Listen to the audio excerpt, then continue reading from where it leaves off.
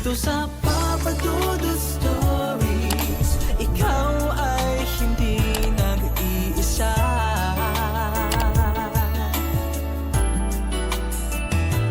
Dito sa Papa Dudut Stories, may nagmamahal sa'yo.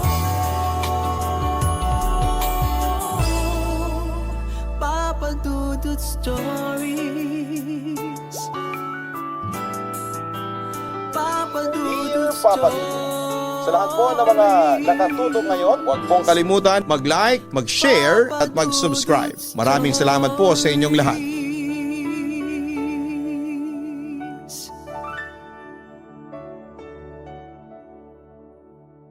May mga pag-ibig sa buhay ng tao na hindi nagtatagal kahit na gaano natin ito gustuhin. Pero minsan sa paghihiwalay ay mas nabibigyan daan ng bagong yugto ng ating buhay. At natutupad ang mga inaasam natin. Ikaw kapuso, handa ka bang isakripisyo ang lahat para sa mga pangarap mo?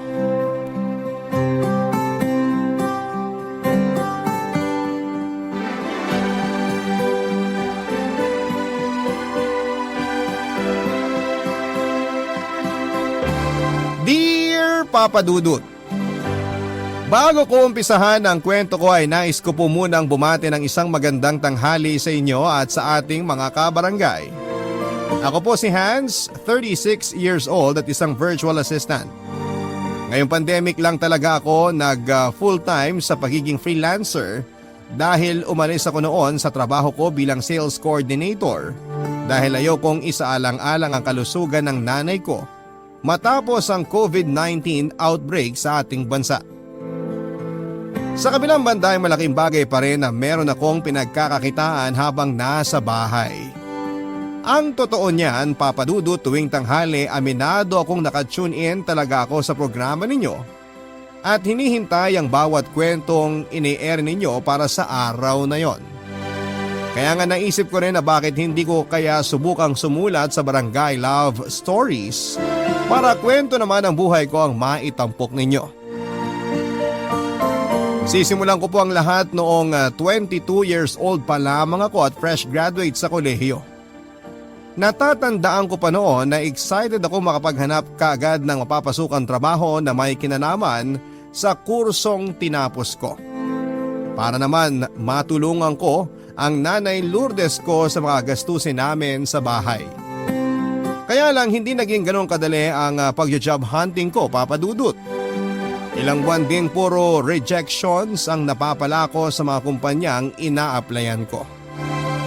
Dumating na nga sa punto na kulang na lamang ay sumuko na ako dahil napakasimple lang naman ang inaasam ko, ang makapagtrabaho. May tinapos naman ako pero sa kabila ng lahat ay naging mailap pa rin sa akin ang suwerte, Papa Dudut.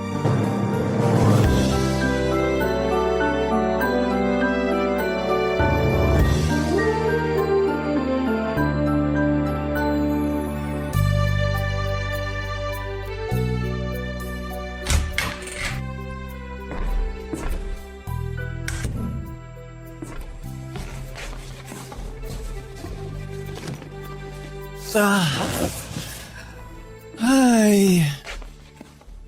Oh, Hans, anak. Nandiyan ka na pala. Ay, mano po, Nay? Kaawaan ka ng Diyos. Oh, bakit parang tambakol yung mukha mo? May nangyari ba, anak? Kamusta ang interview mo kanina? Ayos lang naman po, Nay. Kaso, hindi ako kumpiyansa sa mga sagot ko kanina sa interview. Tapos feeling ko hindi pa ako gusto nung nag-i-interview sa akin. Ha? Ba't mo naman nasabi yun? Para kasing hindi ko siya na-impress. Tapos mukhang bored na bored pa siya. Kaya tinapos na niya agad yung interview. Sabi niya tatawagan na lang daw niya ako. Kaso mukhang malabo na mangyari yun. Eh ganun ba? Wala na tayong magagawa sa ganyang mga tao, nak. Siguro hayaan mo na lang. Pwede ka pa naman maghanap ng ibang a-applyan di ba? Kayang-kaya mo yan. Ay, Nay. Pangatlong kumpanya na yun na in-applyan ko ngayong linggo. Lahat bokya. As in zero. Hindi na yata ako makakahanap ng trabaho. Ano ka ba naman? Huwag mong sabihin yan. Habang may buhay, may pag-asa. Kaso parang nawawala na po ako ng pag-asa. Akala ko pag nakagraduate ako sa college magiging madali na sa akin na maghanap ng trabaho. Kasi di ba, madalas yung mga may pinag-aralan at may diploma ang hinahanap nila. Pero bakit naman po ganito ang nangyayari sa akin, Nay? Alam nyo ba yung ibang kaklase ko may mga trabaho na? Yung iba nga nabibili na nila yung mga bagay na gusto ng mga magulang nila eh. Anak, wala naman akong gustong bilin mo para sa akin na. Hindi mo kailangang madaliin ang paghahanap mo ng trabaho kung para lang doon. Alam ko naman po yun, Nay. Kaso syempre, bilang anak, tungkulin ko yun sa inyo na magulang ko. Noon ngang graduation ko, sabik na talaga ako makapagtrabaho. At ipinangako ko noon sa sarili ko na sa unang sweldo ko, ibibili ko kayo ng bagong damit ni Maymay. Luma na rin po kasi yung mga damit nyo eh. Ay, ang anak ko talaga. Abay, salamat naman sa Diyos dahil inaalala mo kung may maayos akong maisusuot. Pero nagagamit ko pa naman ang mga damit ko. Hindi mo rin kailangang alalahanin ng kapatid mo dahil nakapagtitiis naman yon. Hans, anak, hindi pa aligsahan ang buhay. Oo, nakakadismaya kasi yung ibang kaklase mo meron ng trabaho at kumikita na ng pera. Pero hindi mo dapat ituon sa mga bagay na yun ang atensyon mo. May kanya-kanyang panahon ang bawat isa sa atin. Matuwa tayo dahil nagtatagumpay ang iba habang taimtim naman tayong manalangin na dumating din ang takdang panahon para sa atin. Alam ko mahirap ang pinagdaraanan mo pero pasasaan din ba yan, nak? Masipag ka naman, matyaga, matalino. Huwag ka lang sumuko. Mapapasayo rin ang mga bagay na inaasam mo. Wala naman po akong ibang inaasam kundi ang gumaan-gaan ng buhay natin, Nay. Basta, pangako ko po sa inyo na magsisikap ako. Kapag nagkaroon na po ako ng trabaho, ako nang bahala sa kapatid ko. Matutulungan ko na rin po kayo sa mga gastusin natin dito sa bahay. Ay, siya. Sa ngayon kumain ka na muna. Nagluto ko ng paborito mong sinigang na hipon. Wow! Talaga po? Nako, mukhang mapaparami ang kain ko nito ah. Salamat, Nay. Walang anuman, nak.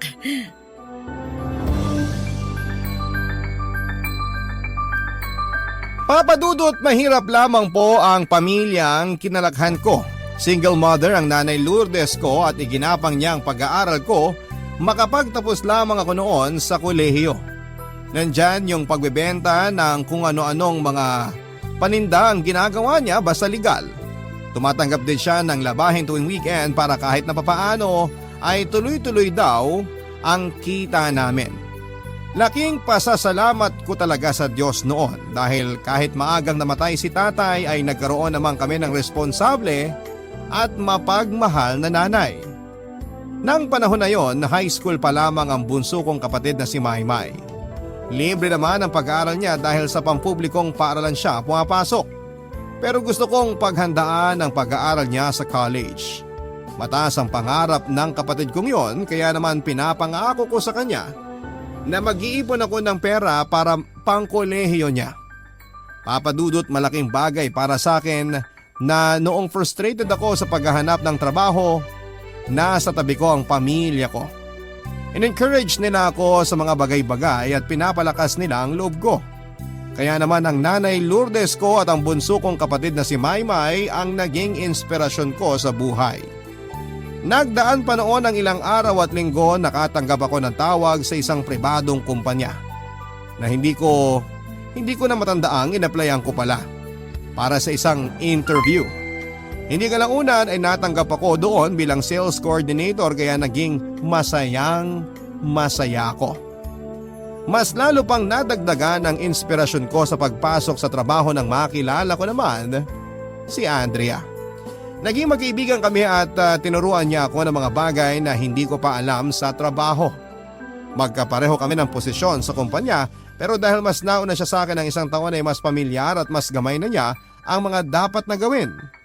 Nang maging regular ako ay lalo pa kami naging malapit sa isa't isa ni Andrea, Papa Dudut. Hanggang sa hindi ko na lang namalayan na lumalalim na pala ang pagtingin ko sa kanya.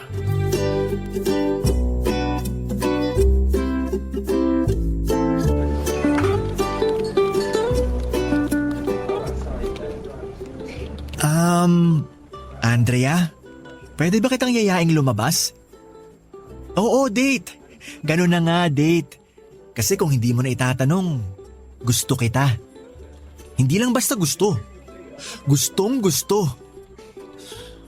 Ay, ano ba yan? Parang ang corny. Baka imbis na mabigyan ako ng chance ni Andrea, isnabin niya ako. Isa pa. Andrea? Anong chance ba yon, Hans? Andrea? Oh, kumalma ka nga. Ako lang to. Sa itsura mo para nakakita ka ng multo. Ikaw naman kasi. Bigla-bigla ka sumusulpot dyan. Akala ko tuloy kung sino. Eh paano? Kanina pa kita tinatawag mag-lunch kaso sabi nung kasamahan natin umalis ka na raw.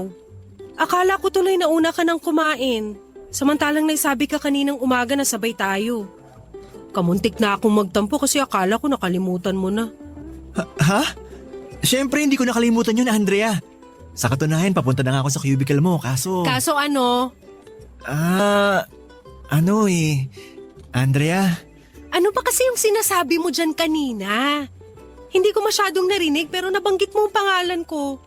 So ibig sabihin, may kinalaman sa akin ang bagay na yon? Kaya ano pang hinihintay mo, Hans? Pwede mo nang sabihin sa akin. Ay, siguro nga nahuli mo na ako. Sige, sasabihin ko na.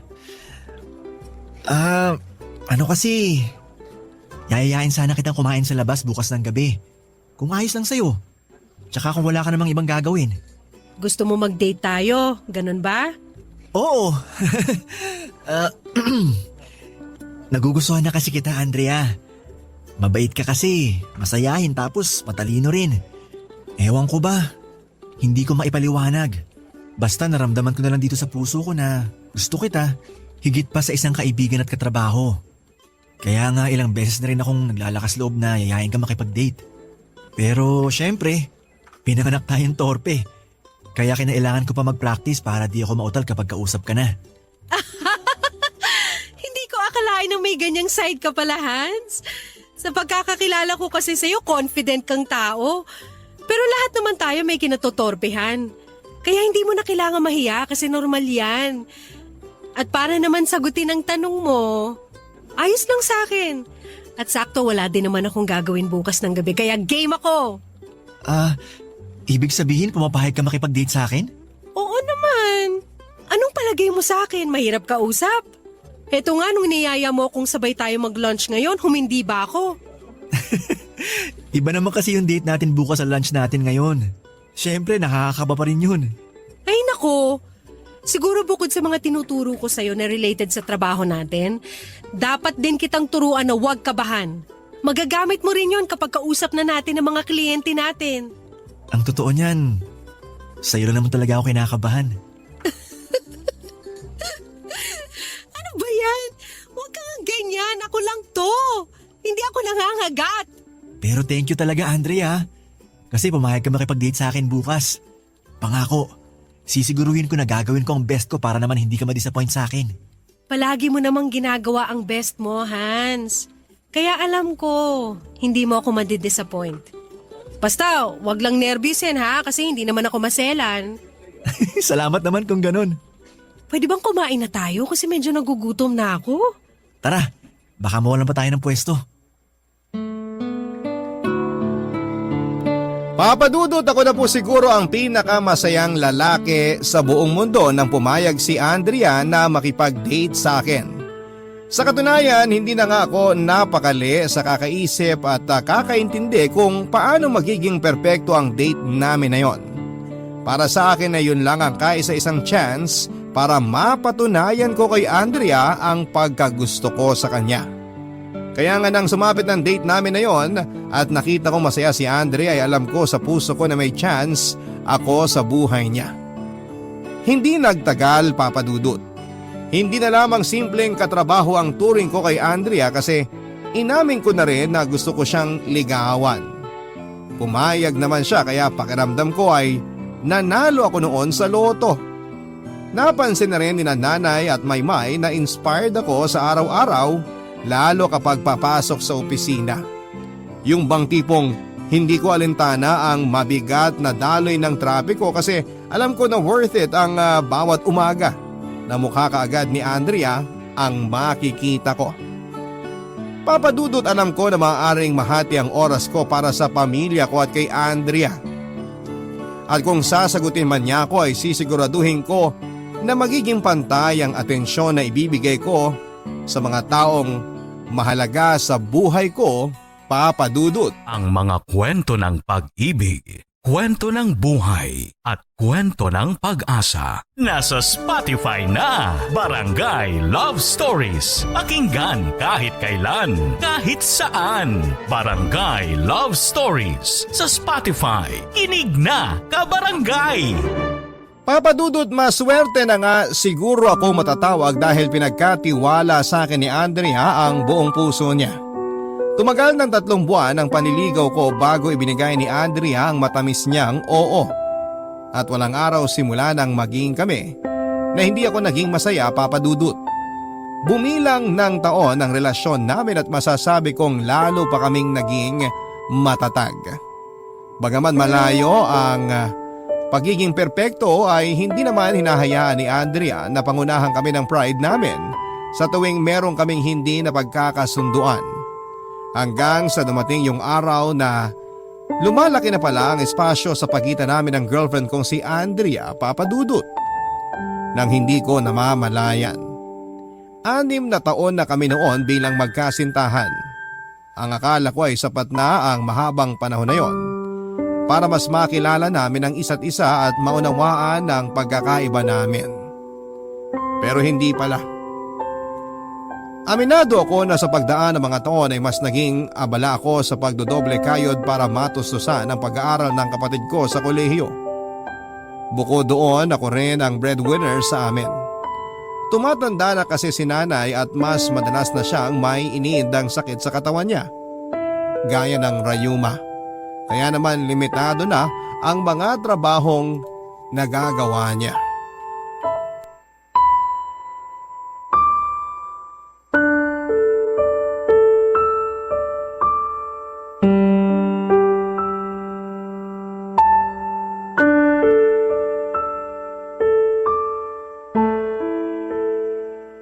Andrea, sandali. Huwag ka munang umalis. Sabay na tayo. Anong sabay? Di ba may imimik ka pang kliyente mo para sa online business mo? Dun ka na, wag mo na akong isama. Saglit lang naman yun. Pagkatapos, pwede tayong kumain sa labas kung gusto mo. At sang labas? Diyan sa kwek-kwekan sa kanto? Alam ko nagtitipid ka, Hans. Kaya hindi mo kayang kumain kahit man lang sa dissenting fast food. Wala namang kaso yun eh. Kaya lang paulit-ulit na kasi. Hindi ka man lang ba nagsasawa? Kung gusto mo ako na lang ang gagastos para makakain man lang tayo sa maayos na restaurant. Wag na. May naitatabi naman akong perang pang date natin. Kaya wag ka na mag-abala. Wag ka na ring magalit. Alam mo, habang tumatagal, malapit na akong masanay na ako na lang yung umuuwi mag-isa at kumakain mag-isa kasi masyado ka maraming ginagawa. Busy ka na nga rito sa office tapos busy ka pa rin dyan sa business mo. Hans naman! Ay, babe. Huwag ka naman magsalita ng ganyan. Kailangan ko lang talagang kumita ng extra ngayon para pambili ng gamot na pang-maintenance si nanay. Tapos, kailangan din ng pera ni Maymay para sa thesis niya. Nagkasabay-sabay lang talaga mga gastusin ko kaya ayun. Kumusta na ba nanay mo? Si Maymay nga pala malapit ng graduate, diba? Oo, malapit na. Kaya nga ginagawa ko lahat para masustentuhan ang pag-aaral niya eh. Si nanay naman, awa ng Diyos, maayos naman. Medyo mahina kasi kita ko sa online business ko kaya medyo hindi ko nabibili maintenance niya.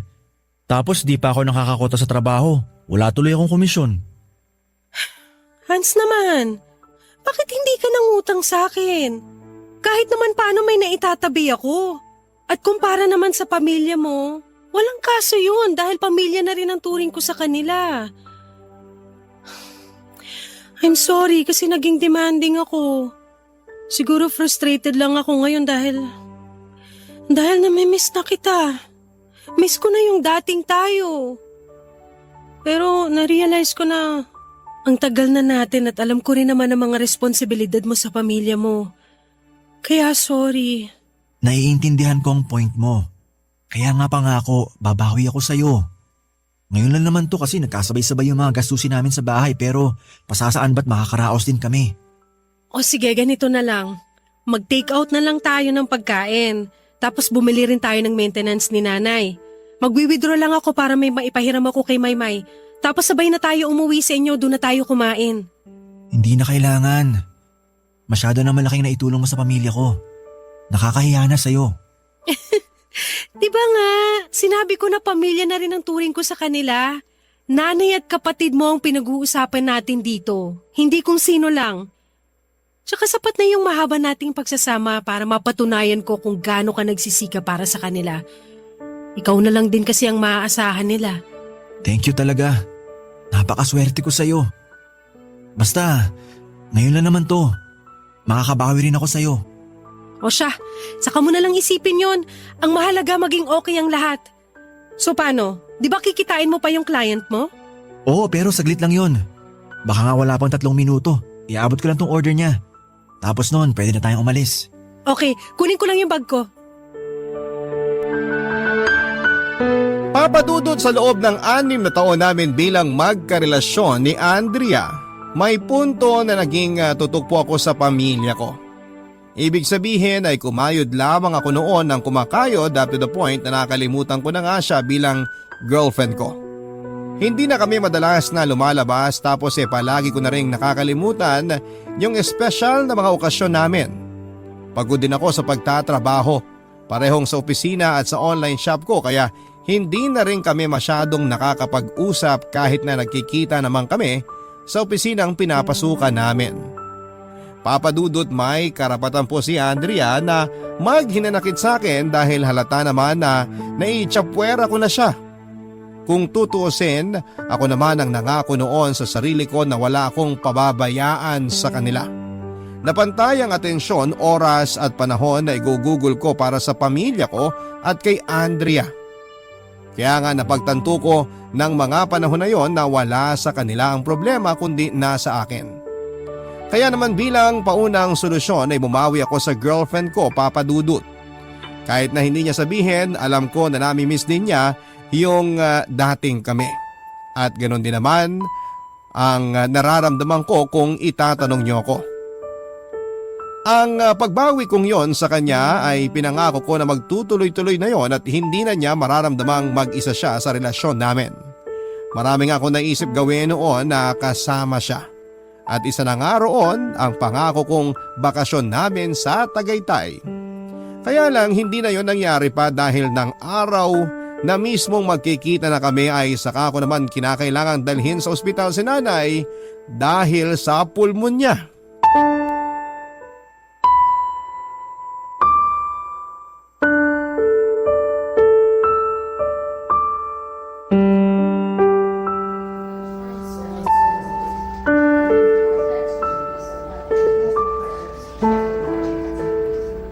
Hans, Andrea?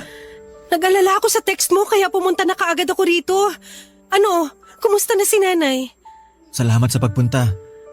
Okay naman si nanay sa ngayon, nagpapahinga siya. Sabi ng doktor may pulmonya siya, kaya walang tigil kakaubo. Ay, salamat naman. At least ligtas na si nanay. Kinabahan ako ng gusto nung tinext mo ko. Pasensya ka na kung hindi ko nasagot yung tawag mo. Busy kasi ako noon sa paghahanap ng mga damit na susuotin ko para sa trip natin. Tungkol dyan, mukhang hindi muna tayo matutuloy. Naku, walang kaso yun sa akin. Mas kailangan ka ng nanay mo, babe. Oo, nandun na tayo sa excited ako kasi sa wakas magkakaroon na tayo ng oras para sa isa't isa. Kaya lang may mga bagay na katulad nito, unexpected. Pwede naman nating ituloy yung alis natin sa susunod. Oh, bakit ka naman umiiyak dyan? May nasabi ba akong hindi maganda? Hans, anong problema? Nahihiya lang ako sa'yo kasi pakiramdam ko na papabayaan na kita. Parang ang dating wala kang boyfriend. Ang dami kong plano para sa atin. Pero lahat yon plano lang. Kumbaga, hanggang salita lang dahil nga ganito lang ako. Ano bang ganyan ka lang? Pwede ba? Huwag mo ngang sabihin yan sa sarili mo. Totoo naman eh. Pakiramdam ko hindi ako umuusad sa buhay ko, babe. Na kahit anong gawin kong pagsisikap, wala pa rin akong progreso. Madalas, Hindi ko mapigilang mabagalan sa sarili ko. 29 years old na ako. 28 ka naman. Sa mga edad nating to, dapat nag-uumpisa na tayong bumuo ng sarili nating pamilya. Pero, eto ko. Hindi pa rin makawala sa responsibilidad ko sa pamilya ko. Ikaw na ang may sabi, pamilya mo sila. At kahit sino sa atin, gagawin ang lahat para sa pamilya natin. Kahit naman ako. Nagkataon lang na hindi tayo pare-pareho ng mga dalahin sa buhay. Tsaka sa nakikita ko, ginagawa mo naman ang lahat. Hindi ka sumusuko. Araw-araw mong sinusubukan. Tingnan mo, mapapagtapos mo na ng pag-aaral si Maymay. Hindi magtatagal, makakapagtrabaho na rin siya at makakatulong sa'yo. Pero, paano ka? Anong paano ako? Hindi ka ba nakakaramdam ng pagkainip sa relasyon natin, babe? Hindi naman kasi ako bulag o bingi. Nararamdaman ko na gustong-gusto mo na lumagay na tayo sa tahimik. Kaso hanggang ngayon, wala pa rin akong hawak na singsing para makapag-propose sa'yo ng kasal. Hindi pa rin sapat ang ipon ko para makapag-umpisa tayo ng pamilya. Gusto mo na rin magkaanak, di ba? Oo. Pero anong kinalaman nun? Naisip ko lang na ayoko namang itali ka sa akin habang buhay na walang kasiguruhan kung magkakaroon pa ba ng katuparan na pangarap mong bumuo ng pamilya. Lalo na ngayon sa estado ko pagdating sa pera. Alam naman natin pareho na may kanya-kanya tayong priority sa buhay. At ito na rin siguro yung pagkakataon para piliin mo namang tuparin ang sarili mong pangarap. Nakikipaghiwalay ka ba sa akin, Hans? Hindi lang siguro akong tamang lalaki para sa iyo, Andrea. Kaya patawarin mo ako kung oo. Nakikipaghiwalay na ako sa iyo. Tapusin na natin ang relasyon natin para mapagtuunan mo naman ang pansin ng buhay mo. Papa Dudut, pagkatapos kong sabihin ang bagay na yon ay hindi na po kami nagkibuan pa ni Andrea. Pero hindi siya kaagad umalis sa ospital, sa halip ay sinamahan niya pa akong makabili ng mga gamot na kailangan ni nanay. Sinigurado rin po niya na may pagkain kami bago siya nagpaalam sa akin. Hindi ko na po siya hinabol noon hanggang sa makasakay siya ng taxi dahil nalalabo na rin ang mga mata ko sa luha. Pag-alis niya ay doon na ako humagulhol, Papa Dudut. Mahal na mahal ko po si Andrea, Papa Dudut. Alam ng Diyos kung paanong nakahanda kong gawin ang lahat, maibigay ko lamang sa kanya mga bagay na deserve niya. Kasama na nga po doon ang mabigyan siya ng maayos na buhay sakaling magpakasal kami. Kaya lang dahil sa sitwasyon ko, aminado ako na hindi ko pa kaya. Ayoko namang magpaka-selfish na dahil nadalhin niya ang anak namin at idamay sa kahirapan ng buhay kung sakaling maging kami. Alam ko, Papa Dudut, na marami ang magsasabi na hindi ko sana pinagtabuyan si Andrea sa buhay ko. Pero hindi ko rin po maaatim na hintayin niya na maging handa ako at baka matagalan yon. Ramdam ko na gustong-gusto na niyang bumuo ng pamilya at magka-baby. Ayoko namang sirain ang pangarap niyang yon. Kaya nga kahit masakit ay pinalaya ko na siya, Papa Dudut. Ang mga kwento ng pag-ibig, kwento ng buhay at kwento ng pag-asa. Nasa Spotify na, Barangay Love Stories. Pakinggan kahit kailan, kahit saan. Barangay Love Stories sa Spotify. Kinig na, kabarangay! Papa Dudut, hindi nagtagal ay gumaling at nakalabas na rin po sa ospital ang nanay ko. At wala pong pagsidla ng kasiyahan naming magkakapatid dahil patuloy pong lumakas si nanay. Hindi po ako kaagad bumalik sa opisina, sa halip ay nag-leave ako ng 3 days para mas maalagaan ko pa ang nanay ko. Sa loob ng panahon na yon ay hindi ko na po tinetext si Andrea. Plano kong sabihin na lamang ang magandang balita kapag nagkita kami sa opisina. Kaya lang nang pumasok na ulit ako ay nalaman ko na nag-leave din pala siya. Pero kumpara sa akin ay 1 linggo ang sa kanya. Nagtaka pa nga ako at nagtaka pa nga ang mga kasamahan namin nang makita ako dahil buong akala nila ay magkasama kami. Bagaman malungkot dahil aminado ako na nami-miss ko na siya, hinayaan ko na lamang po na wala kaming communication ni Andrea. Sa isip ko baka kasi makaabala rin ako sa ginagawa niya at yun ang ayaw kong mangyari. Hindi nagtagal ay nagkita na rin kami ni Andrea nang pumasok siya sa office. Nakwento niya sa akin na nagbakasyon daw siya kasama ang family niya, biglaan pero magandang pagkakataon na rin daw yon para makapagpahinga siya. Kaya naman sinunggaban na niya ang pagkakataon. Normal lang para sa amin ang araw na yon, bagaman kumikirot ang puso ko dahil alam ko na wala na kami ni Andrea. At mukhang tinanggap naman niya ang gusto kong mangyari at upang makalimutan ang sakit ay nagpakabisi na lamang ako sa pagtatrabaho. Mabilis na lumipas ang ilang buwan at napansin ko na lamang na blooming si Andrea at napapadalas ang pagtawa at pagngiti niya. Doon ko po nalaman na meron na palang ibang lalaki na nagpapasaya sa kanya.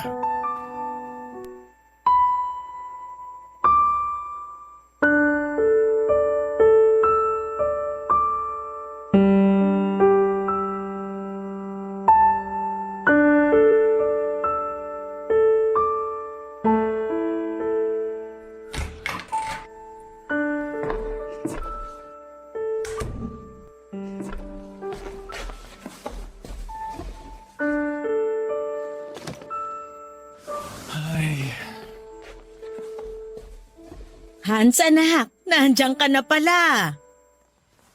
Mano po, Nay? Ay, kaawaan ka ng Diyos. Kumusta na po kayo?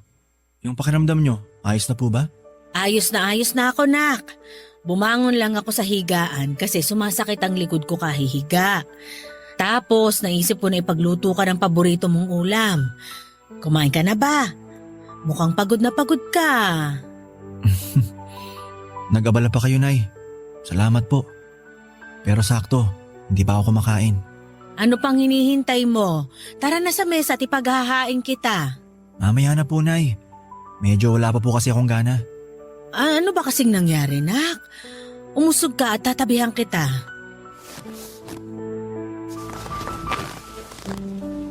Sa itsura mo may dinaramdam ka.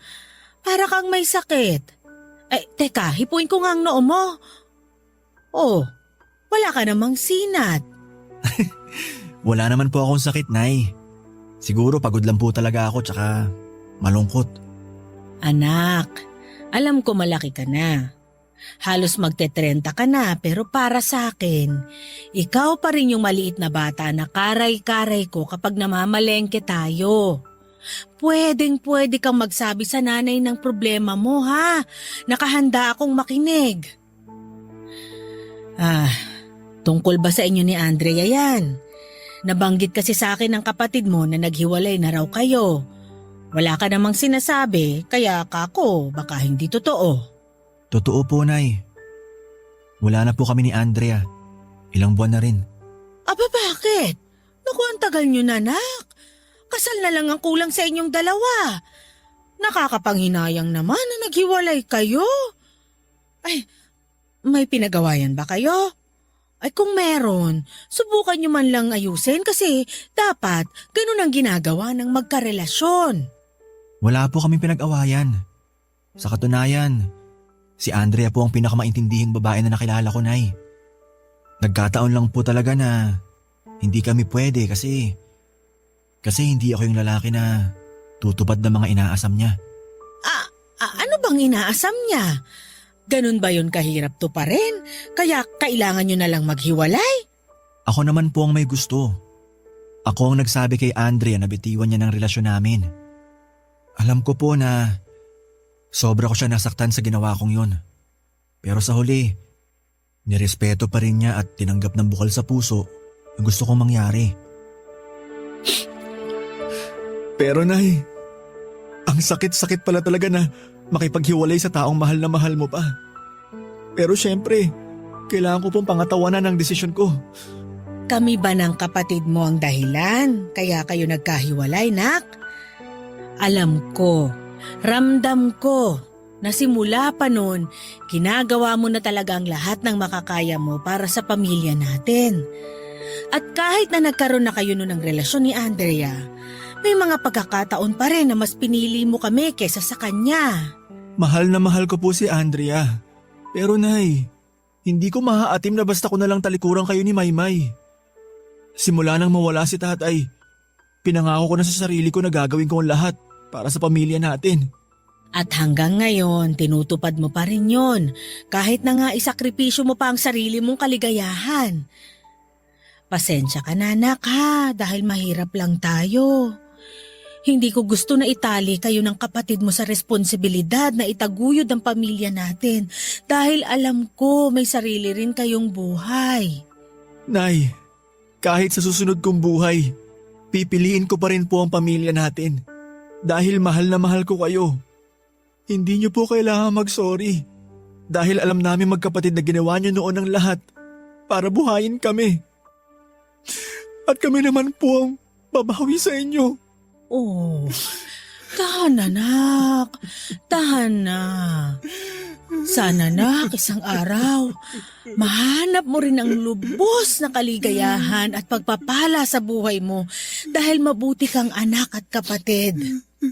Wala akong ibang hiling kundi ang maging masaya ka at magkaroon ng kapayapaan ng kalooban mo. Papa Dudut, hindi ko na nga po noon napigilan ang maiyak. Matapos niyang sabihin ang bagay na yon, Papa Dudut. Na mga panahon na yon ay hinayaan ko ang sarili ko na magsumbong sa kanya na parang bata at buong puso at pagmamahal naman niya akong kinalinga.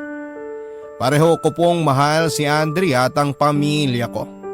At kahit na masaktan ako ng paulit-ulit at masiguro ko lamang na masaya sila ay walang pagdadalawang isip po akong magsasakripisyo. Mabilis na lumipas ang 3 buwan at nabalitaan ko na lamang na nag-resign na sa pinagtatrabahuhan namin si Andrea. Kahit naman paano, Papa Dudut, bumalik kami sa pagkakaibigan pagkatapos ng breakup namin. Sinagot na rin po ni Andrea ang bagong lalaki na nanligaw sa kanya at naging masaya po ako para sa kanya. Oo, maraming gabi na tinatanong ko ang sarili ko kung tama ba ang desisyon kong isuko ang pag-iibigan namin, pero alam ko rin naman na tama po yun. At least, mas nabigyan pa rin namin ang aming sarili ng pagkakataon na tuparin ang mga bagay na inaasam namin. Pagkatapos umalis ni Andrea ay na-promote naman po ako sa trabaho, Papa Dudut. Lumakas din at gumanda ang kita ng online shop ko, kaya nga naging maayos ang pasok ng pera sa akin. Graduate na rin po si Maymay sa college at may trabaho na rin, kaya nga nakakatulong na rin siya sa mga gastusin namin sa bahay. Lumipas pa ang ilang taon at nagtuloy-tuloy ang magandang karera ko sa aking trabaho at negosyo. Nakabili na rin po ako ng lupa at nakapagpatayo ng bagong bahay para sa pamilya ko. Kung babalikan ko ang nakaraan ay masasabi ko po na malayong malayo na rin ang narating ko sa buhay. Wala na po akong balita kay Andrea ng mga panahon na yon, Papa Dudut. Pero ang huling alam ko ay kinasal na siya. Simula na maghiwalay kami ay hindi na rin po ako nagkaroon ng kasintahan pa. Siguro nga nakatali na talaga sa kanya ang puso ko at kahit na hindi siya ang nakatuluyan ko, hindi ko na yon pinangihinayanganan pa dahil alam ko na masaya na rin siya sa piling ng pamilyang inaasam niya.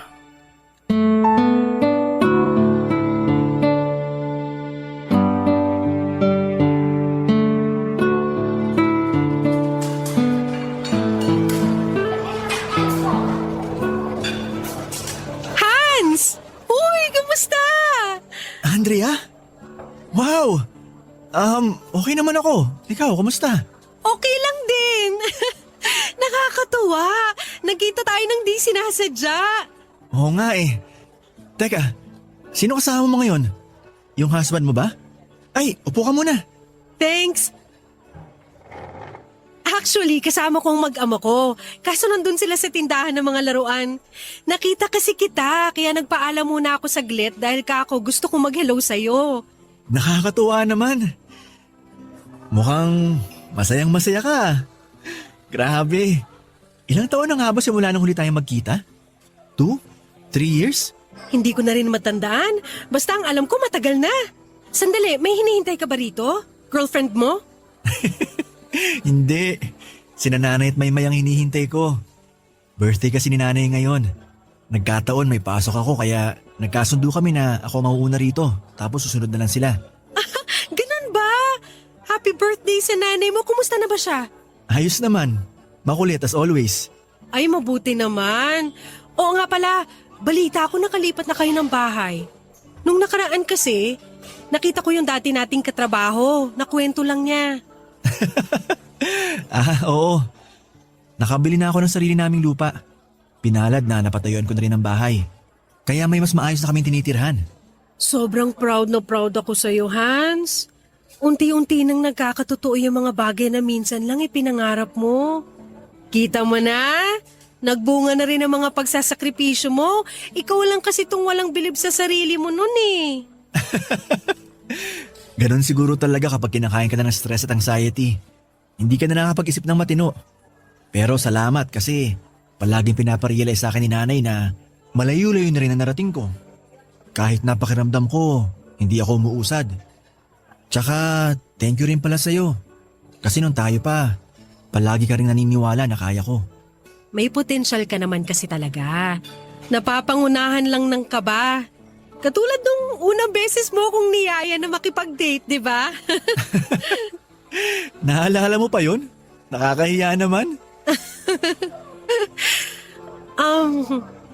Pagkatapos nating maghiwalay nun, hindi ka na ba nagkaroon ng bagong girlfriend?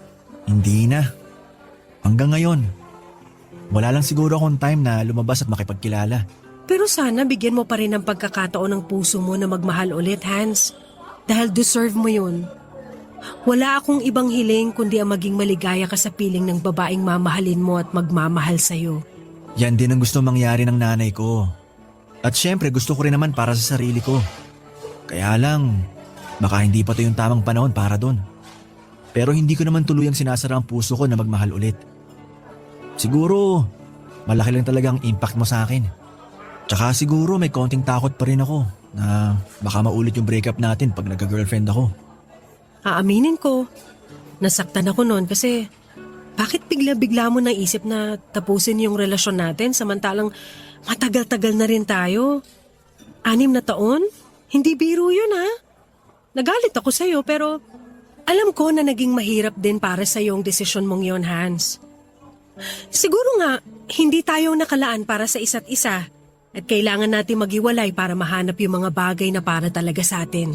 Hindi ko pinagsisisihan na nakilala kita at naging bahagi ka ng buhay ko. Habang buhay kong babaunin sa puso ko mga alaala na kasama ka, Andrea. Kahit na may sari-sarili na tayong buhay ngayon. Katulad mo, wala akong ibang gusto kundi ang palagi kang masaya. Tulad ngayon, kitang-kita na umaapaw ang saya mo. Tama ka, Hans. Masayang masaya nga ako. At utang ko yun lahat sa'yo. Hindi. Wala kang utang sa akin dahil deserve mo talaga yan. Masaya na rin naman ako sa buhay ko. At wala na ring mahihiling pa sa Diyos. Ganun lang talaga siguro. May mga bagay na hindi nangyayari kahit na gustuhin pa nating matupad. Pero naniniwala ako na may dahilan. At kadalasan, mas maganda ang ibig nitong sabihin. Totoo yan. Naniniwala rin ako sa sinabi mo. Papa Dudut, hindi na rin po nagtagal ang pag-uusap namin at kaagad din nagpaalam si Andrea. Pagkatapos ay saka naman dumating sina nanay at maymay.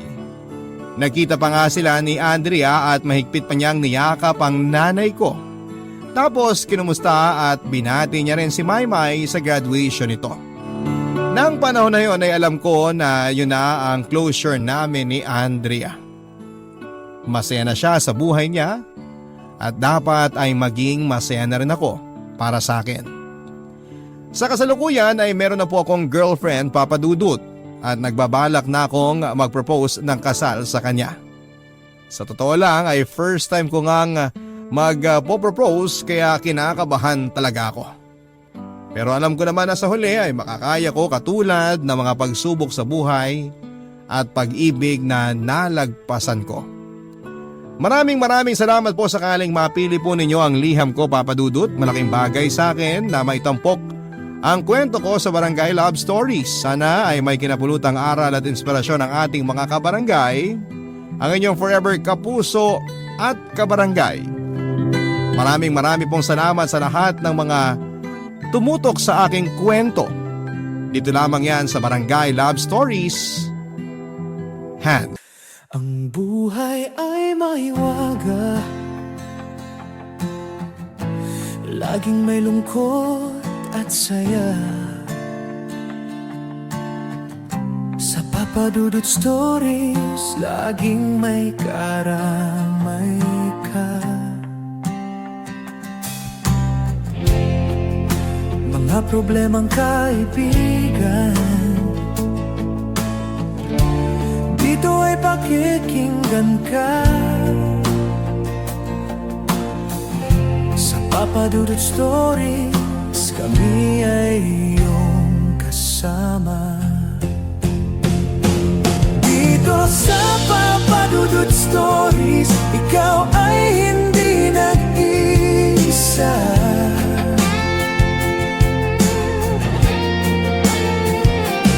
Dito sa Papa Dudut Stories, may nagmamahal sa'yo.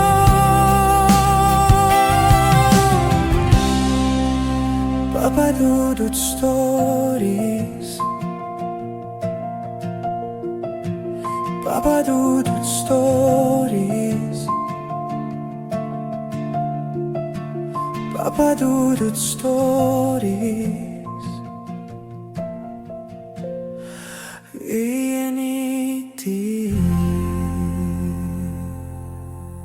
Dito sa Papa Dudut Stories, ikaw ay hindi nag-iisa.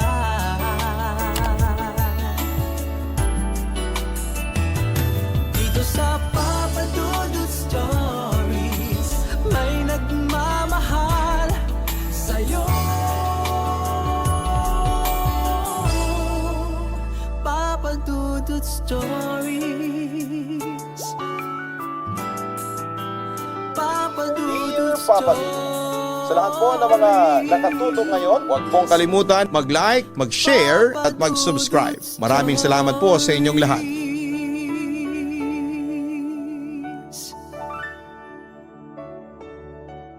Ang buhay pag-ibig ay parang sugal.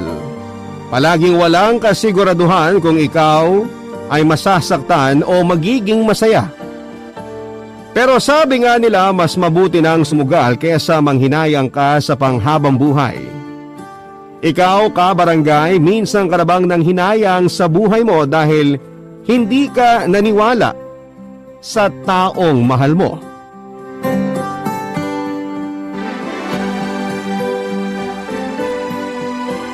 Dear Papa Dudut, kapag nagmahal daw tayo ay palaging dapat na todo. Para kapag nasaktan tayo ay walang pwedeng isisi sa atin na mali dahil lahat ng ginawa natin ay tama. Kaya lang madalas kapag sinusunod natin yon ay todo rin kung masaktan tayo. Kaya hindi na natin nagagawa pang magbigay ng second chance sa taong minsan nating minahal at pinagkatiwalaan. Isang magandang araw sa inyo, Papa Dudut, at sa mga kabarangay na nakikinig ngayon. Medyo madrama ang simula ng aking sulat dahil sa makulimlim na panahon ngayon habang ako po ay nagsusulat. Tawagin niyo na lamang po ako sa pangalang Faith.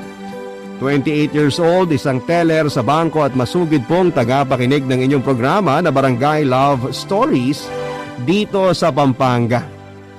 At kagaya ng ibang kabarangay na nagpapadala sa inyo ng sulat ay gusto ko rin pong mag-share ng kwento ko na alam kong makakapagpaiyak sa maraming nakikinig ngayon. Nasa second year high school ako nang makilala ko po si Mon, Papa Dudut. Transfer siya sa school namin at kaklase ko rin siya. Si Mon po yung tipo ng estudyante na gwapo pero may pagkapresko. Mahilig siya mangasar at palaging ako talaga ang nakikita niya na batuhin ang mga pang-aasar niya.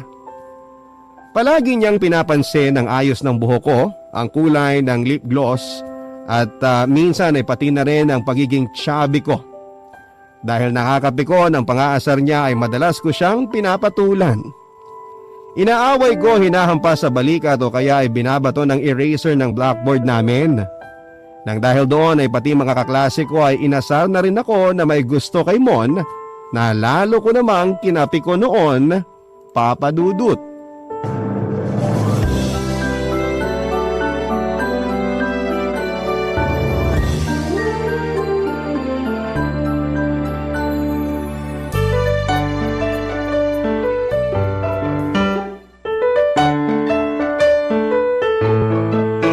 Uy, Chubbs! Tulungan na kita dyan. Ako nang magbubuhat ng timba ng tubig na dala mo. Umalis ka na lang dyan sa dadaanan ko. Nakakaistorbo ka lang sa akin eh. Ito naman ang sungit. Ako na nga magbubuhat niyan. Ibigay mo na sa akin yung buhat mong timba. Kaya ko na nga to, kaya tumabi ka na lang dyan kasi nakakaabala ka lang talaga sa akin, Mon. Chubbs, bitawan mo na tong timba. Ako na magbubuhat. Kitang-kita naman sa mataba at namumula mong pisngi na nahihirapan ka na oh. Huwag ka na kasing humarang-harang dyan sa dinaraanan ko para hindi na ako nahihirapan. Akin na nga kasi ang timba. Sige ka, papayat ka sa ginagawa mong yan. Tapos mababawasan niyang kakyutan mo. Kaya ko na nga to, kaya umalis ka na dyan. Akin na yan, ako na magbubuhat niyang timba. Tumabi ka na lang dyan, sabi eh. Akin na sabi, ang kulit mo naman, tinutulungan ka na nga eh. Pamon! Uy! Uy! Hala! Ayun na nga ba sinasabi ko eh. Natapon tuloy tong tubig sa timba. Nabasa pa tong sapatos ko. Ang kulit-kulit mo naman kasi, Mon eh. Oh, sorry. Gusto lang naman talaga kitang tulungan eh. Sinabi ko na nga na kaya ko, di ba? Ayan tuloy, sa halip na makatulong ka, mag-iigib pa tuloy ulit ako ng tubig na pandilig sa mga halaman na nasa harapan ng classroom natin. Sorry na nga. Hindi ko naman gusto na matapon yung tubig sa timba. Huwag ka na mainis sa akin, Chubbs. Ay! Pwede ba, Mon? Tigil-tigilan mo na nga ang pagtawag sa akin ng ganyan. Katawan ko to, kaya alam ko na chubby talaga ako at hindi mo na kailangan na araw-araw na ipaalala yun sa akin. Nakakairita ka na eh. Hindi na nakakatuwa yung ginagawa at sinasabi mo sa akin. Pinanganak ka ba talaga para manira ng araw ng ibang tao? Diyan ka na nga. Uy, Faith, sandali! Ano na naman ba? Sinira mo na nga ang umaga ko. Ayaw mo pa rin akong tigilan. Araw-araw na lang, Mon. Palagi ka na lang nandyan sa harapan ko at binibuwisit ako. Ano ba talagang gusto mo? Bakit ba palagi ako na lang ang nakikita mong asarin? Gusto ko lang naman na, Ano? Gusto mong palaging sirain ang araw ko dito sa school? Gusto mong palagi na buwisitin ako? Gusto mo na nahihirapan talaga ako dito? Gusto kita, Faith. Gusto mong… anong sabi mo? Gusto kita kaya palagi ako nagpapapansin sa'yo. Kasi nung unang pasok ko dito sa school, ni hindi mo man lang ako tinitingnan. Kaya ang naisip kong paraan para mapansin mo ako, asarin na lang kita. Effective naman, di ba? Kaya lang, hindi ko naman gusto na mabwisit ka talaga sa akin o mainis. Sorry nasobrahan na ata yung pagpapapansin ko sa'yo. Gusto ko lang talaga na maging close tayong dalawa kasi nga, crush kita. Uy, Faith, bakit hindi ka na nagsalita dyan? Galit ka ba? Hindi. Ang ibig ko sabihin, hindi na masyado. Sige na, babalik na ako sa classroom. Ikaw na lang ang magigib ng tubig at magdilig ng mga halaman ni Ma'am. Bahala ka na sa buhay mo.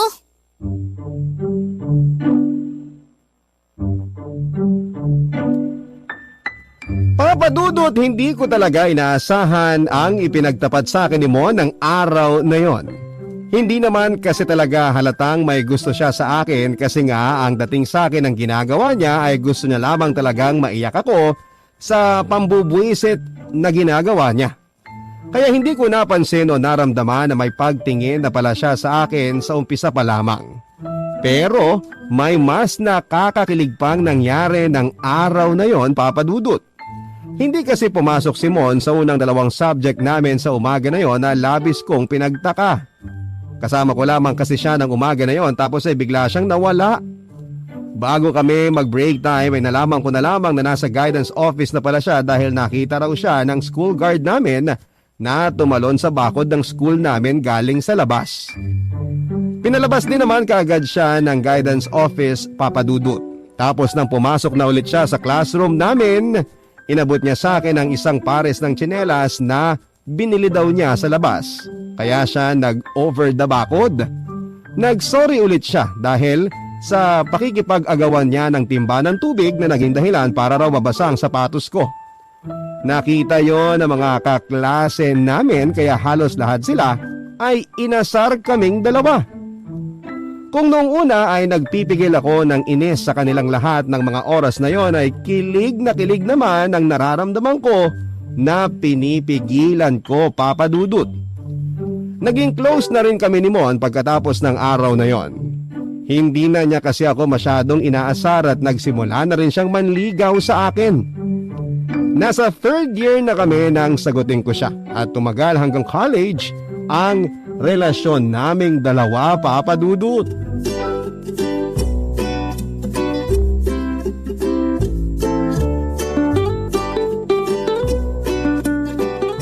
Uy guys, sorry ngayon lang kami ni Mon. Wala namang bago dun kasi palagi kayong dalawang late sa mga lakad ng barkada. Sinabi mo pa, Cheryl. Nakauwi na nga yung ibang kaibigan natin eh. Ang mahalaga, dumating pa rin kami. Happy birthday nga pala, Ralph. Salamat, Mon. Dumating nga kayo, pero hindi rin naman kayo nakasama sa barkada picture natin kanina. Sorry na, Cheryl. Alam mo naman na kapag si Mon ang kasama ko sa mga ganitong lakad, pahirapan magpaalam sa bahay, lalo na kay Papa.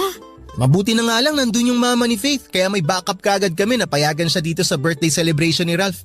Basta ako, sanay na akong palaging late sa mga lakad ng dalawang to.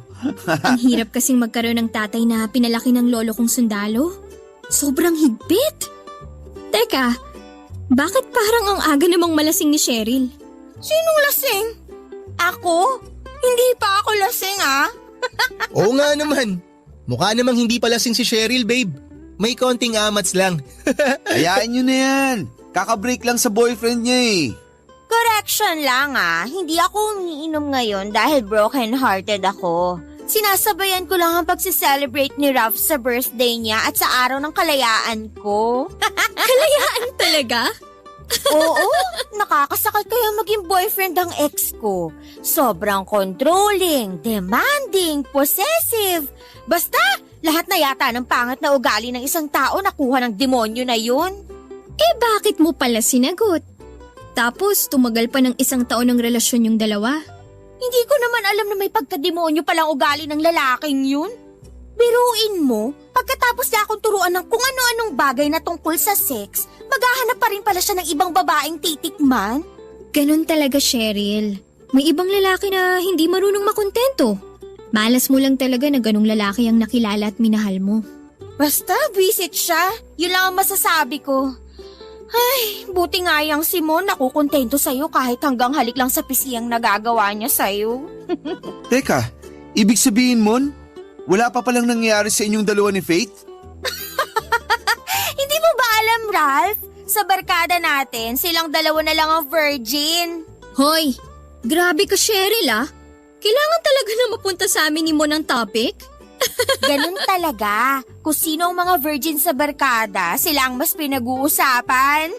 Ang hina mo naman pala, bro. Hindi naman pagiging mahina yun, Ralph. Nire-respeto ko lang talaga yung mga gusto at desisyon ni Faith. Tsaka hindi naman ako nagmamadali tungkol sa bagay na yan. Sa kasalan din naman kami mauuwi ni Faith kaya bakit hindi ko na lang hintayin yung araw na yun, di ba? Ang good boy naman pala talaga nitong jowa mo, Faith. Sinabi mo pa. Kaya nga mahal na mahal ko yan Mas mahal na mahal kita, babe. Kaya ire-respeto ko lahat ng mga desisyon mo.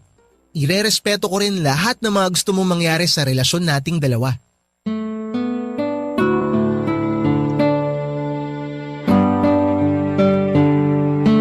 Papa Dudut, isa sa mga dahilan kung bakit sobrang minahal ko si Mon ay ang respeto na pinapakita at pinaparamdam niya sa akin at sa mga magulang ko. Legal na kasi sa bahay namin ang relasyon naming dalawa kaya medyo mahigpit si Papa kapag lumalabas ako na si Mon ang kasama. Si Mama naman ay malaki ang tiwala sa akin pati na rin kay Mon at palagi lang nagpapaalala na huwag kaming lalampas sa limitasyon namin bilang magkasintahan. At sa ilang taon nga ng relasyon namin dalawa ay nakontento si Mon hanggang HHWW at halik sa pisngi lamang ang pwede namin gawin para sa isa't isa. Kahit kailan ay hindi siya naging mapusok noon sa relasyon naming dalawa, Papa Dudut. Bago ko pa lamang siya sagutin noong nasa high school pa lamang kami, ay sinabi ko na sa kanya na medyo konserbatibo akong babae. Pati na rin ang pamilya ko. Sumusunod ako sa paniniwala namin na dapat ay ibigay ng babae ang kanyang sarili sa lalaki pagkatapos ng kanilang kasal at pangako sa harap ng Diyos. Ang paniniwala ko na yon ay nirespeto naman ni Mon at nang sagutin ko nga siya noon ay nangako siya na hindi niya sisirain ang tiwala ko at respeto niya sa akin bilang babae. Mga kwento ng pag-ibig, kwento ng buhay at kwento ng pag-asa. Nasa Spotify na, Barangay Love Stories. Pakinggan kahit kailan, kahit saan. Barangay Love Stories sa Spotify. Kinig na, kabarangay! Papa Dudut, habang tumatagal noon ang relasyon namin ni Mon, pakiramdam ko ay mas tumatatag kaming dalawa. May oras din naman na nagkakatampuhan kami lalo na noong naging busy kami sa kanya-kanya naming finals at halos nawala na kami ng oras sa isa't isa. Si Mon kasi ang tipo ng tao na gusto niyang palagi siyang tinetext o tinatawagan. Yung lalaki na gusto ay palagi siyang nilalambing. Malambing din naman akong girlfriend, Papa Dudut, pero minsan talaga ay nahihirapan ako noon na hatiin ang oras ko sa pag-aaral at sa kanya. Academic scholar din naman kasi ako at may mini-maintain na grades kaya nawalan talaga ako ng oras sa boyfriend ko. May 2 linggo din kaming hindi nag-uusap pero pagkatapos noon ay nagkaayos din kami kaagad. Kumbaga parang mga away bata lamang ang nangyayari sa aming dalawa noon. Akala ko po, Papa Dudut, ay ang 2 linggo na parang cool off namin ni Mon ang pinakamabigat na pagsubok na pagdaraanan naming dalawa. Pero hindi pa pala yun dahil isang balita ang nakarating sa akin noong kakasimula pa lamang ng first semester namin sa 4th year. May isang kabarkada kami na tinawagan ako at sinabi na buntis daw si Cheryl. Hindi na ako masyadong nagulat dahil alam naman naming lahat na may nangyayari kina Cheryl noon at sa naging boyfriend niya. Pero hindi ako makapaniwala nang malaman ko na si Mon ang tinuturong tatay ng baby ni Cheryl. Hindi ko po tinawagan noon si Mon para ikumpara sa kanyang tungkol sa bagay na yon. Pinuntahang ko na lamang siya sa lugar kung saan kami magkikita ng araw na yon, Papa Dudut.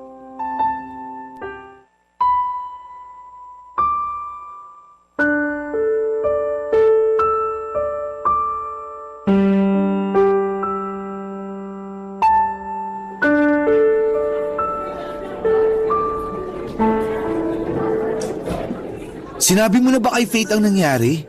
Hindi pa, Ralph. Pero magkikita kami ngayon dito sa labas ng gym. Kailangan mong ayusin yan, bro. Malaking gulo talaga yung pinasok mo. Mon! Naku, ayun na nga si Faith. Babe, bakit hindi mo sinagot yung text at tawag ko kanina? Bakit pa? Magkikita naman na tayo, di ba? Tsaka mas gusto kita makausap ng personal. Mon, alis muna ako ah. Mukhang kailangan niyong mag-usap ng masinsinan ni Faith. Kailangan talaga namin mag-usap nitong kaibigan mo. Meron akong dapat na malaman na si Mon lang ang makakasagot. Sige Faith, mauna na ako. Babe, ano ba yung gusto mong itanong sa akin at parang namumula yung mukha mo sa galit? Totoo ba? Totoo ba ang sinabi ng isang kabarkada natin? Tungkol saan, babe?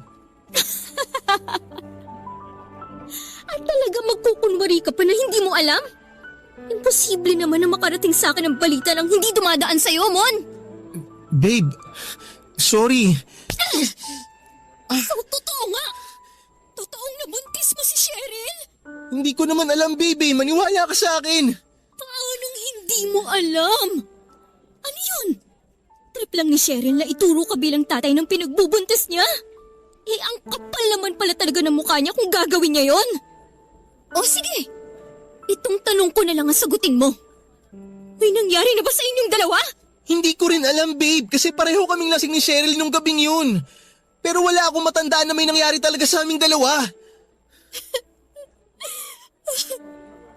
Bakit nga ikaw ang tinuturo niyang tatay ng pinagbubuntis niya? Hindi ko alam, siguro kasi nung nalasing kaming dalawa, nung magising kami, pareho kaming nasa loob ng kwarto niya tapos halos wala kaming damit. Grabe. Grabe ka, Mon. Tapos ngayon, sasabihin mo sa akin na walang nangyari sa inyong dalawa? Lasing na lasing nga kasi ako nun, babe. Kaya wala akong matandaan na may nangyari sa aming dalawa. Ewan ko sa'yo! Napakasinungaling mong lalaki ka! Babe, sandali! Huwag ka munang umalis! Faith! Papa Dudut, hindi talaga ako makapaniwala tungkol sa pangyayari na yon. Hindi ko na rin po napigilan na puntahan si Cheryl sa kainan at tambayan ng barkada namin. Nandun din si Ralph at iba pang kaibigan namin na kaagad na umawat sa akin bago pa ako tuluyang makalapit kay Cheryl. Sinabi ko sa kanila noon na gusto ko lang marinig mula kay Cheryl ang totoo at wala akong plano na saktan siya. Kilala naman ako ng barkada na hindi talaga palaaway na tao kaya hinayaan na lamang nila kaming mag-usap ni Cheryl. Sinabi ni Cheryl na may nangyari nga sa kanila ni Mon nang minsang magkainuman silang dalawa sa bahay niya. Tinanong ko ulit siya kung sigurado ba siya na si Mon talaga ang ama ng baby na nasa tiyan niya dahil ang alam ko talaga noon, Papa Dudut, kahit na break na sila ng boyfriend niya ay pumapayag pa rin siya na may mangyari sa kanilang dalawa. Pero giniit talaga ni Cheryl na si Mon ang tatay ng baby niya dahil si Mon lang daw ang nakagalaw sa kanya sa huling 2 buwan. Doon ako nagsimulang makumbinse na ang boyfriend ko talaga ang tatay ng ipinagbubuntis ni Cheryl. Kaya hindi ko na muli pang kinausap si Mon at hindi ko na rin sinagot pa ang mga text o tawag niya. Minsan siyang pumunta noon sa bahay pero muntik na siyang mabugbog ni Papa dahil sa galit nito sa kanya. Kaya nawala ng paraan si Mon para makalapit at makausap ako noon, Papa Dudut.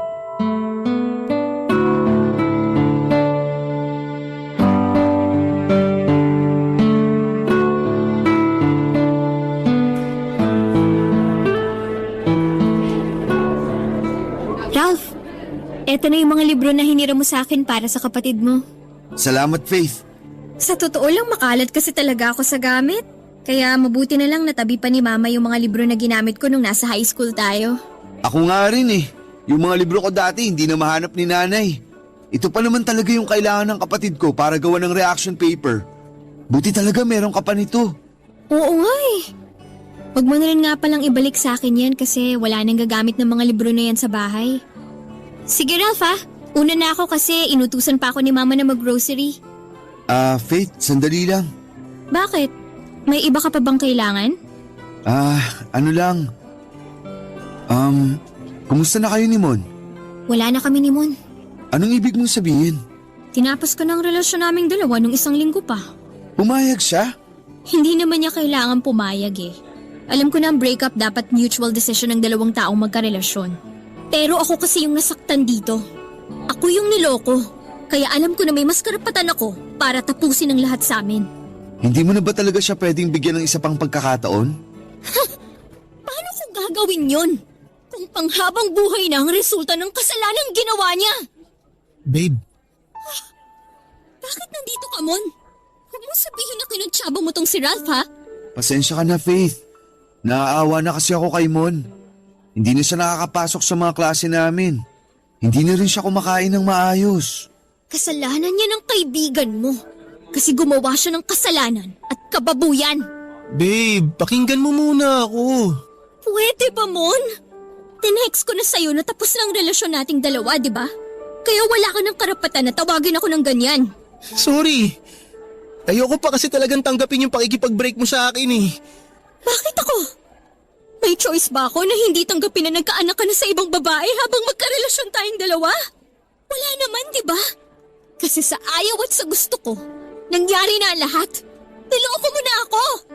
Faith, pakinggan mo muna sana ang gustong sabihin ni Mon. Wala na akong dapat na pakinggang kahit na ano mula sa kanya. Tsaka pwede ba, Ralph? Tigil-tigilan mo na nga ang pakikialam sa gulo naming dalawa.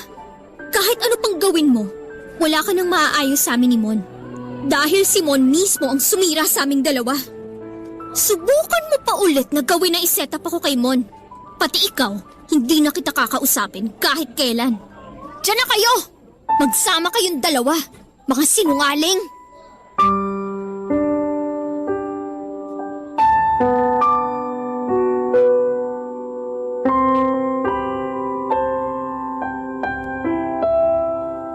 Papadudot, hindi lang si Ralph ang sumubok na pag-ayusin kami ni Mon dahil marami kaming common friend at marami rin ang kumakausap sa akin na bigyan ng pagkakataon ng relasyon naming dalawa. Yung iba kasi sa mga kaibigan namin ay hindi rin naniniwala na si Mon ang tatay ng ipinagbubuntis ni Cheryl. Sinasabi nila sa akin na baka raw gumagawa lang ng kwento si Cheryl para may managot sa ipinagbubuntis nito. Marami nga rin sa mga kaibigan namin ang nagalit kay Cheryl dahil sa mga nangyari. Hindi ko alam kung bakit hindi nila magawang magalit kay Mon kahit siya naman talaga ang punot dulo ng lahat. Ang sabi kasi ng mga kaibigan namin ay kilala nila si Mon at alam nila na hindi niya magagawang magloko sa relasyon naming dalawa. Alam daw nila kung gaano ako kamahal ng ex-boyfriend ko. Pero nangyari na kasi ang lahat, Papadudut. Niloko na niya ako at nagawa pa niyang magkaroon ng anak sa ibang babae. At yun ang hindi ko magagawang patawarin kahit na kailan, Papadudut. Ang mga kwento ng pag-ibig, kwento ng buhay at kwento ng pag-asa. Nasa Spotify na, Barangay Love Stories. Pakinggan kahit kailan, kahit saan. Barangay Love Stories sa Spotify. Kinig na, kabarangay! Papadudot, nahihirapan din naman ako sa ginawa kong pag-iwas noon kay Mon, lalo na sa pakikipag-break ko sa kanya. Ako makapag-concentrate sa pag-aaral ko. Palagi akong pumapasok noon sa mga klase ko na naiiyak at naluluha ang aking mga mata. Sobrang hirap pala talagang masaktan lalo na sa kauna, pero palaging nananalo ang galit at kirot sa puso ko nang dahil sa ginawa niya. Halos maglilimang taon na ang relasyon naming dalawa at akala ko ay kaya niyang maghintay kagaya ng paulit-ulit niyang pinapangako sa akin. Ibibigay ko rin naman ang sarili ko sa kanya pero sa tamang panahon pa. Ang akala ko ay nirerespeto niya talaga ang paniniwala ko at ng buong pamilya ko. Yun pala, Papadudot, ay hahanapin niya rin sa ibang babae ang bagay na hindi ko pa magawang maibigay sa kanya dahil hindi pa ako handa ng mga oras na yon.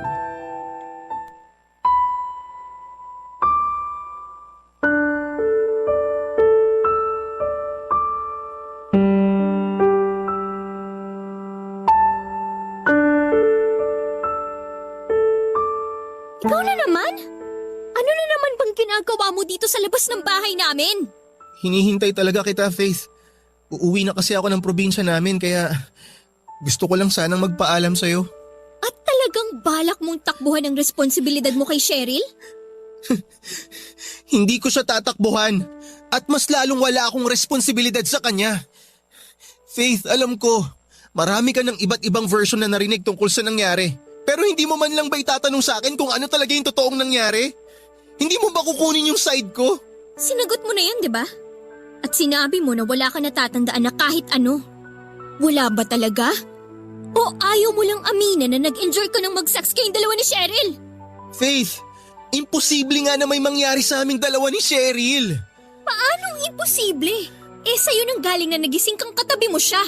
Tapos wala na kayong kahit na anong suot, di ba? Dahil lasing na nga ako nung gabing yun. Eh kaya nga nakipag-inuman ka sa bahay mismo ni Cheryl, di ba? Kasi may balak ka na makipag-sex sa kanya. Yun ba yung nakarating sa yung kwento? Na sinadya kong lasingin si Cheryl para may mangyari sa amin? Ay, noong gabi na nalasing kaming dalawa ni Cheryl, Siya mismo ang nagpapunta sa akin sa bahay nila. Ang sabi kasi sa akin ni Cheryl, gusto niyang may makausap na lalaki dahil hindi niya na maintindihan yung ex-boyfriend niya. Actually, dalawa kami ni Ralph ang nagpunta doon.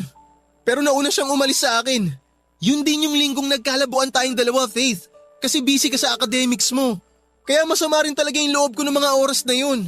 So yun din ang dahilan kung bakit nakipag-sex ka kay Cheryl? Hindi nga pwedeng mangyari yun.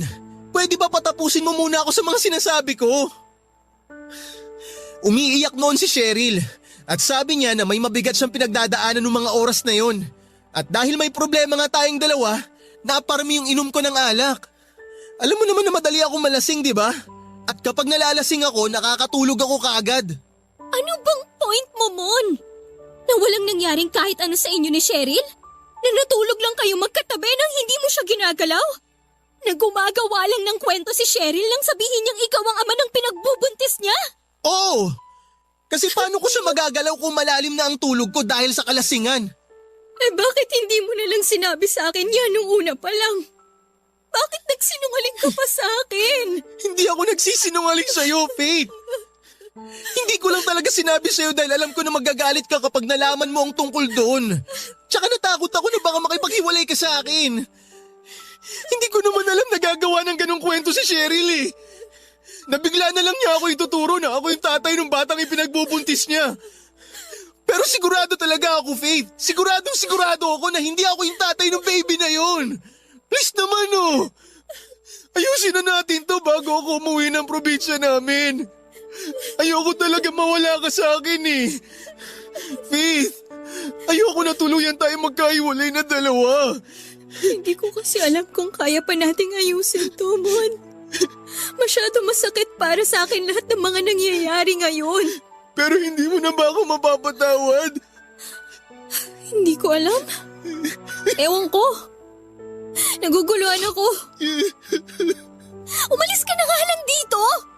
Alam mo, kapag nakikita kita, pakiramdam ko nanliliit ako eh. Kasi Mon, pinagkatiwalaan kita. At ang buong akala ko ayos lang sa'yo ang lahat sa setup ng relasyon natin dalawa. Akala ko nire-respeto mo talaga ako. Pero hindi pala. Maghahanap ka rin pala ng iba. Doon ako mas nasaktan.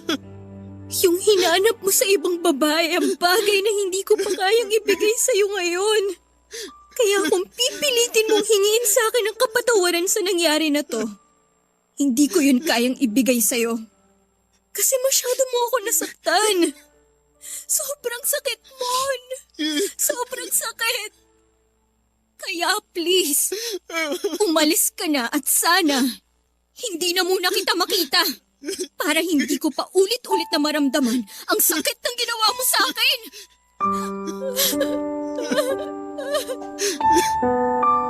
Papa Dudut, bago pa nakasagot ulit si Mon ay lumabas na sina Papa at Mama mula sa loob ng bahay. At nang makita nga ni Papa si Mon ay kaagad niya itong sinuntok kagaya ng inaasahan ko. Halos mabali na nga ni Papa ang ilong ni Mon sa lakas ng suntok na ginawa niya. Mabuti na lamang at may kapitbahay kami na kaagad ding umawat sa gulo. Umiiyak po akong pumasok sa loob ng bahay namin kasunod ang mga magulang ko. Si Papa ay galit na galit pa rin kay Mon at minumura ito samantalang si Mama ay nakahiyakap na lamang sa akin. Papa Dudut, sigurado naman ako sa sarili ko na mahal ko pa rin po si Mon hanggang sa mga oras na yon. Ang hindi ko alam ay kung kailan ko siya magagawang patawarin. Ako pa naman yung tipo ng tao na kapag nasira na ang tiwala ay hirap na yung maibalik pa o mabuong muli. Kaya alam ko na kapag sinubukan naming magkabalikan ni Mon ay palagi na lamang kaming mag-aaway at isa pa, Papa Dudut, parang hindi ko rin kayang magkaroon ng boyfriend na may anak na. Hindi ko ma-imagine ang sarili ko na kasal sa lalaking may nauna ng anak sa ibang babae. Papa Dudut, pagkatapos kong ipagtabuyan si Mon sa bahay namin ay hindi ko na siya muli pang nakita. Ang sabi ng ilang barkada namin ay umuwi na raw siya ng probinsya nila. Nawala na rin noon sa lugar namin si Cheryl at may kumalat pa na chismis na siguro raw ay nagsasama na silang dalawa kaya sila lumayo sa lugar namin. Doon ako mas lalong nasaktan, Papa Dudut. Kaya ginawa ko ang lahat para kalimutan siya. Nag-focus na lamang ako sa pag-aaral at nang makatapos ay kaagad akong nagtrabaho. Mabagal ang naging proseso ng pag-move on ko pero sa tingin ko ay nagawa ko naman yon kahit papaano. Sumubok din ulit ako makipagrelasyon noon pero wala rin nagtagal sa relasyon na yon. Siguro kasi alam ko rin sa sarili ko na hindi pa talaga ako handa na magseryoso at magmahal muli. Papa Dudut, may 6 na taon na po ang lumipas noon nang makatanggap ako ng imbitasyon mula sa isang barkada namin. Kinuha niya raw na ninong at ninang ang lahat ng mga kabarkada namin at in-invite niya kami sa binyag ng baby niya. Nagdalawang isip pa ako noon, Papa Dudut, dahil alam ko na pwedeng makita ko doon sina Cheryl at Simon. Pero sa huli pumunta rin ako sa binyag at marami akong mga dating kaklase at kaibigan na nakita doon. Nakita ko rin po si Cheryl na may kasamang isang batang babae. Papa Dudut, hindi yon kahawig ni Mon, pero sigurado ako na ang batang yon ay ang anak nilang dalawa. Ramdam ko rin na umiwas ng tingin sa akin si Cheryl ng mga oras na yon. Hanggang sa nag-decide akong mauna nang lumapit at bumate sa kanya noon. 6 na taon na ang nakakalipas. Siguro ay sapat na yon para patawarin ko sila ni Mon sa nagawa nilang kasalanan sa akin, Papa Dudut.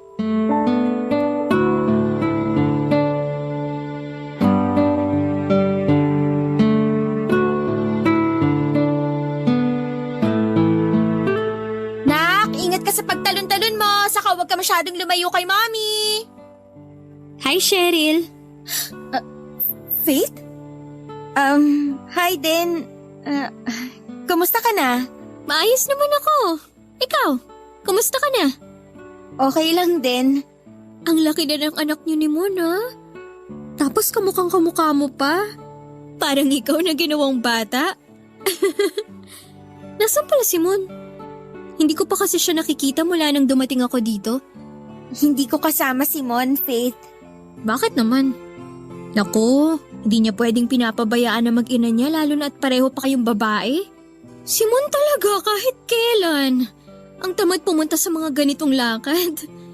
Hindi pa rin ba siya nagbabago kahit tatay na siya? Faith, hindi naman talaga si Mon ang tatay ng anak ko kaya hindi rin kami magkasama kahit sa bahay. Anong ibig na sabihin? Nagsinungaling ako sa inyong lahat nung ituro ko noon na si Mon ang tatay ng baby ko. Teka, hindi ko maintindihan. Paano hindi siya ang tatay ng anak mo? Di ba may nangyari sa inyong dalawa? Nag-inuman at nagkalasingan pa nga kayong dalawa, di ba? Oo, totoong kaming dalawa na lang ni Mon ang natirang magkasama na nagiinuman nun sa bahay ko. Pero sobrang nalasing siya kaagad. Tapos sinubukan ko na nahalikan siya. Ikaw ang naunang humalik sa kanya? Oo, kasi lasing na rin ako noon kaya hindi ko na masyadong alam ang ginagawa ko. Kaya lang, tinulak niya lang ako at pagkatapos noon, natumba na siya sa kinauupuan niya. Inalalayan ko pa siyang maglakad papunta sa kwarto ko. Hinubaran at sinubukan kong romansahin. Pero wala eh. Nakatulog na siya dahil sa kalasingan.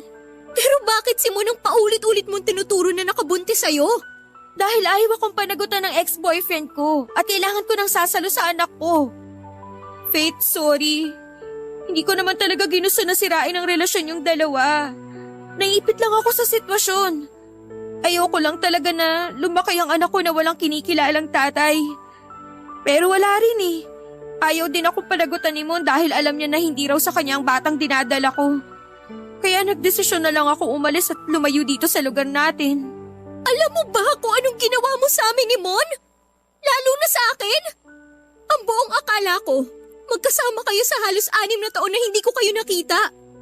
At ang akala ko talaga, si Mon ang tatay ng baby mo. Akala ko niloko niya ako noon. Tapos ngayon sasabihin mo na hindi pala totoo ang lahat ng pinagkalat mo tungkol sa inyong dalawa? Intindihin mo naman sana ako. Sinubukan ko lang na umiwas sa kahihiyan ng mga panahon na yun. Hindi pa rin naman kasi ako handang maging nanay noon. Eh bakit kasi paulit-ulit ka pang nagpapagamit sa ex-boyfriend mo noon? Kung hindi ka pa pala handa sa ganyang kabigat na responsibilidad, tapos nandamay ka pa ng ibang tao? Anong klaseng kaibigan ka, Cheryl? Faith, sorry talaga. Nag-guilty rin naman ako sa ginawa ko, lalo na nang tuluyan ng masira ang relasyon niyo ni Mon. Kaya rin ako pumunta ngayon dahil gusto ko na makita ka at makapag-sorry sa'yo. Pero hindi ko alam kung paano gagawin yun kasi nga sobrang nahihiya ako sa'yo. Pero sana mapatawad mo ako, Faith. Kayo ni Mon. Sana mapatawad niyo pa akong dalawa dahil sobrang pinagsisisihan ko na talaga ang ginawa ko sa inyo. Sorry. Sorry talaga, Faith. Papa Dudut, gusto ko talagang sampalin si Cheryl ng mga oras na yon para mabawasan man lang ang sakit na nararamdaman ko noon sa dibdib ko. Pero pinigilan ko ang sarili ko dahil ayokong gumawa ng eksena sa binyag ng anak ng kaibigan namin. Ang akala ko noon, Papa Dudut, ay kaya ko nang ibigay kay Cheryl ang kapatawaran na hinihingi niya sa akin, pero hindi pa rin pala. Ang hirap patawarin ng tao na naging dahilan para mawala sa akin ng panghabang buhay ang kaligayahan ko. Hindi ko na ibigay kay Cheryl ng araw na yon ang kapatawaran na hinihingi niya. Sapat na siguro na hindi ko siya nasampal sa kabila ng naging malaking kasalanan niya sa akin. Lumayo na lamang ako mula sa kanya dahil baka kung ano pa ang magawa o masabi ko noon. Nilibang ko ang sarili ko sa pakikipag-usap sa ibang mga dating kaibigan at kaklase ko habang hinihintay ang pagdating ni Mon. Umaasa ako noon, Papa Dudut, na sana kapag dumating si Mon ay mabigyan pa ulit kami ng pagkakataon na maipagpatuloy ang nasira naming relasyon. Baka kasi kagaya ko ay wala pa rin siyang asawa at anak. Baka umaasa pa rin si Mon na pwede pang maging kami ulit sa huli. Papa Dudut, buong maghapon din akong nasa selebrasyon ng binyag pero walang Mon ang dumating doon.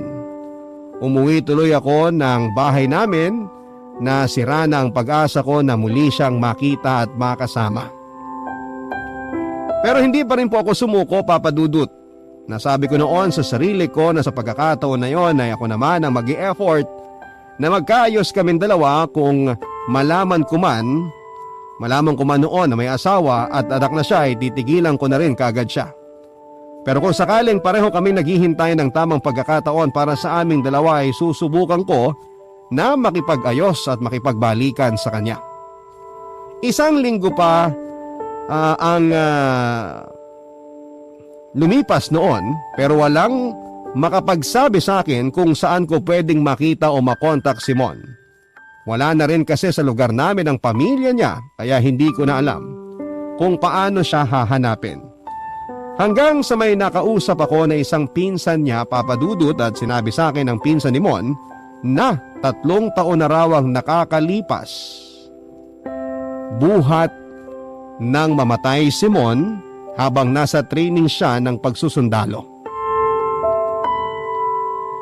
Hindi talaga ako makapaniwala, Papa Dudut. Nang marinig ko yung sinasabi sa akin ng pinsan ni Mon ay parang gusto kong sampalin ng malakas ang sarili ko. Gusto ko pong magising sa bangungot na yon pero sa sobrang sakit na nararamdaman ko, alam kong hindi isang bangungot ang nalaman ko na yon. Hindi na rin naging malinaw sa isipan ko ang mga sumunod na mga nangyari. Nakita ko na lamang ang sarili ko na nasa loob ng simbahan at tahimik na umiiyak. Maraming tanong ang umiikot sa isipan ko noon, Papa Dudut. Ang daming what if.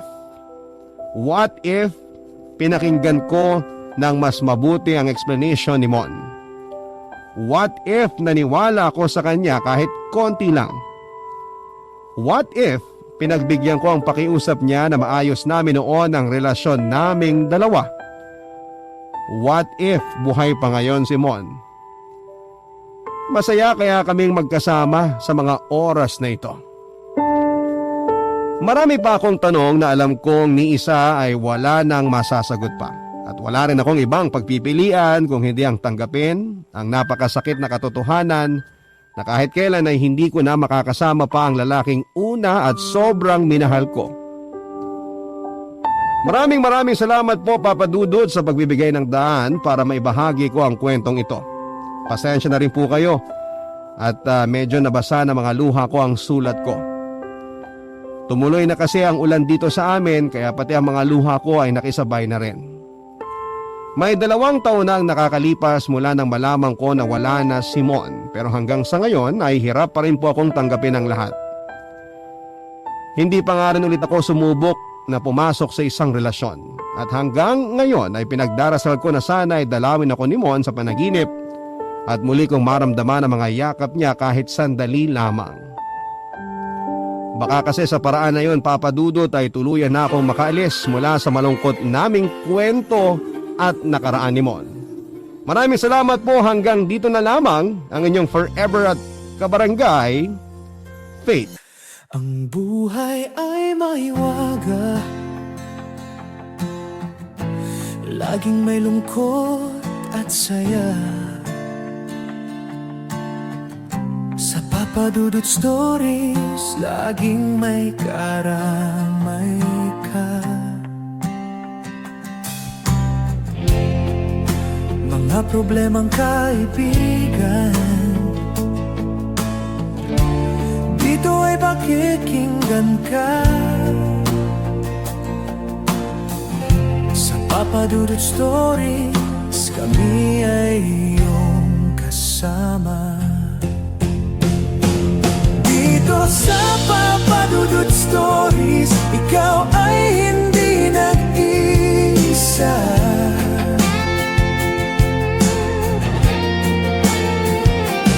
Dito sa Papa Dudut Stories, may nagmamahal sa'yo.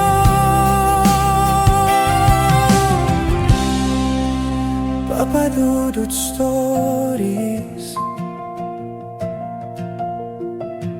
Papa Dudut Stories, Papa Dudut Stories.